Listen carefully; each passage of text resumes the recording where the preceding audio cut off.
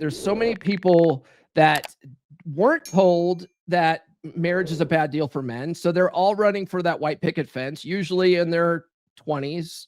That was me. No one told me that marriage was a bad deal for men. And my parents are still together. I never had to deal with seeing my dad go through a divorce. I didn't realize it until after the fact that my dad's pretty miserable in his marriage, but he does that to himself. That's for another episode. But the thing is that a lot of guys didn't get the memo, right? So there's guys that are married now, and they could change the dynamic of their relationship instead of getting to this point, but they don't. They tend to overlook all the signs. They tend to ignore all the red flags that are happening all around them, and they think this is normal because they were probably raised in a less than ideal household when they were growing up, right? Like we tend to learn relationship dynamics from our parents because that's the only model that we see on a daily basis. So you think this sort of thing is normal. You think it's normal to be miserable. You think it's normal to have the sex dry up after your wife has kids, and now everything sort of goes downhill after that, and that's just how life is. It doesn't have to be that way. Okay. There are things that you could do right now to change that dynamic for the better and have a healthy relationship. Okay. There are things that you could do as a man, as the leader of the household, to start changing that dynamic and fixing some of this stuff, so you don't have to deal with this. Okay. Now, if you've already dealt with this, yeah, I agree. Don't get married again. It's pointless because usually, there's a 50% divorce rate for first-time marriages.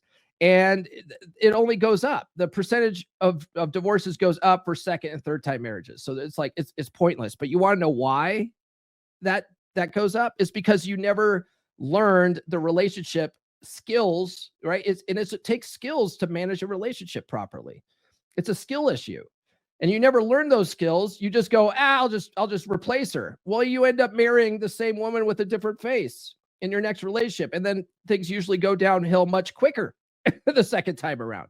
Okay. So at some point, you've got to learn the skills if you want to have a long-term healthy relationship someday. And I would venture to say most guys do. Okay. Whether they get the government involved or not, that's irrelevant. But right now, when you have the government involved, there's some stuff that you're going to have to deal with. Okay. If you don't know how to start turning that dynamic around, I offer coaching. Okay. And so let's talk about your specific situation. Go to call.fixdeadbedrooms.com right now.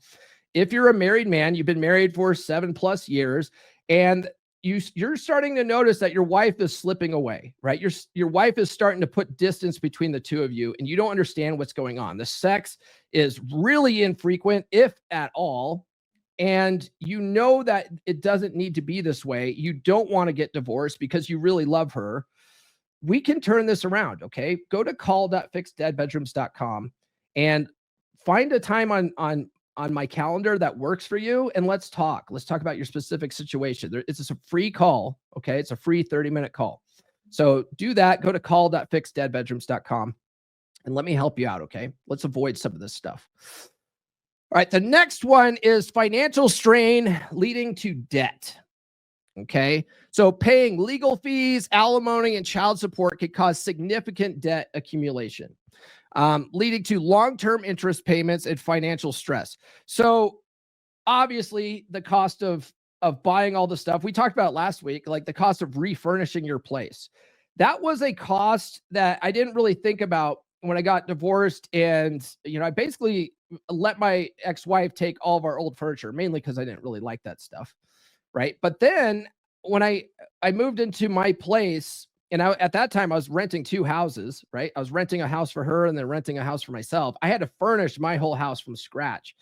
And so I ended up running up like $20,000 in credit card debt. Right. So the cost by itself was like 20 grand plus all the interest I had to pay on top of that. And it took me several years to get out of debt. I did get out of debt. I followed the method that I lay out in Everything I Wish I Knew when I was 18. And I did get out of debt. And now I have a pretty sizable, emergency fund and like all the stuff I talk about in the book. But man, it took a while. It took a while to get out from under all that stuff, and that's an opportunity cost that you probably didn't think about, right? All the interest payments you're gonna have to pay and all the debt you're going to accrue because most people don't have this kind of money laying around, right? But divorces cost like up to hundreds of thousands of dollars over the years. So what do people do with that? If they don't have a big nest egg savings, emergency fund, they put it on a credit card, right? Loss of retirement savings. So we already talked about that a little bit, right? But splitting retirement accounts in a divorce could set your retirement by years, leading to a lower quality of life in the later years, right? So opportunity cost, man, it says here $50,000 to $200,000 in lost retirement savings.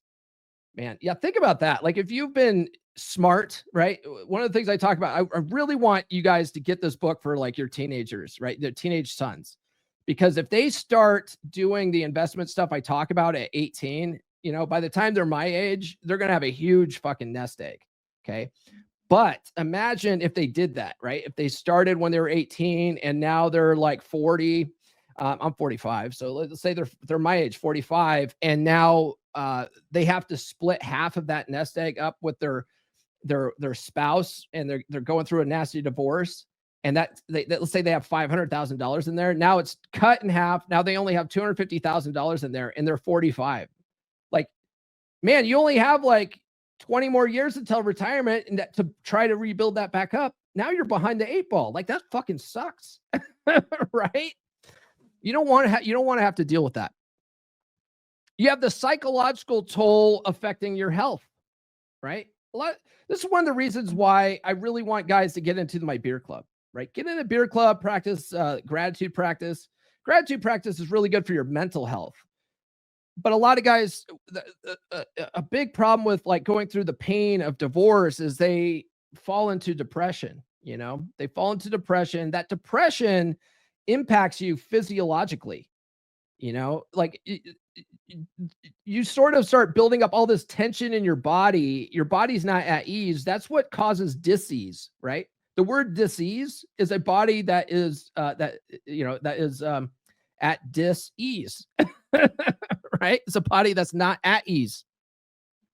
So the stress and emotional trauma of divorce can contribute to health problems, leading to increased medical costs and reduced lifespan opportunity.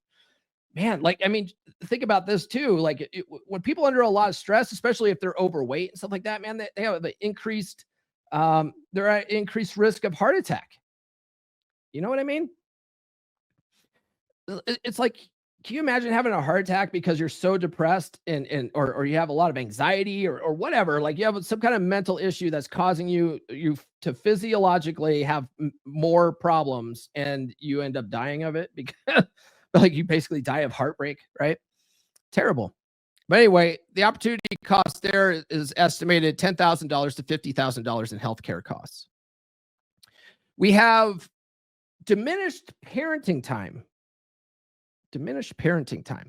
So time spent in court or dealing with the emotional fallout of divorce could take away from time spent with children, potentially damaging long-term relationships. So the opportunity cost there is irreplaceable personal connections and life experiences with your children. I have a friend who his wife did this to him. And this happens. This is so common, right? Where wives will alienate their kids from the father, right? You often hear the story that there's all these deadbeat dads out there. It's not that there's all these deadbeat dads. I mean, yeah, there are some deadbeat dads, but a lot of it is because the wife has some kind of bone to grind with the husband, and she doesn't want her kids to associate with the husband. So she, makes up all these accusations. He's abusive. He does whatever. And the courts just go, okay, yeah, we're going to give you sole custody, to the mom. And so the mom keeps these kids from their father. Right. And then like these kids grow to resent their dad because their mom tells them all these stories about how he's such a bad guy. And that really hurts your relationship with your children later on in life. Right. I mean, sometimes that can be rebuilt, but sometimes like it never gets rebuilt. These kids are like, when they're young and impressionable, that's really, they're having their paradigm programmed at that point in life, and they're being programmed with this vision and story that you're somehow this evil bad guy. I dated a girl in high school who that's what happened. Her mom basically kept her dad from seeing her, her basically her whole life, and told her how what a nasty man her dad was and all this stuff. And so she had this really bad idea of the kind of man her dad was. And while we were dating, like her dad somehow tracked her down and was able to reach out to her, and he was like, can we meet? Like, I'd love to come in. I'd love to talk to you and, maybe have some coffee or something. Right. And so she asked me to go with her because she had this sort of story built up in her head about what kind of man her dad was. So I went with her as a teenage boy, met her dad, and her dad was like the nicest man you'll ever meet in your life. And he was such a gracious host when we went over to his house. And he was just so happy that his daughter went and saw him. And she was like, this after we left, she was like, that was not how I expected that to go. I was expecting him to be this sort of, alcoholic, piece of crap guy. And he totally wasn't. He totally was. He lived in a really nice house. And I can't remember. I think he worked in construction or something like that, but he made pretty good money. And he seemed like he had his life together. It wasn't anything that she had built up in her mind, but her mom said all these lies about him because she just didn't like him, right? New episodes every Monday, Wednesday, and Friday. Subscribe now.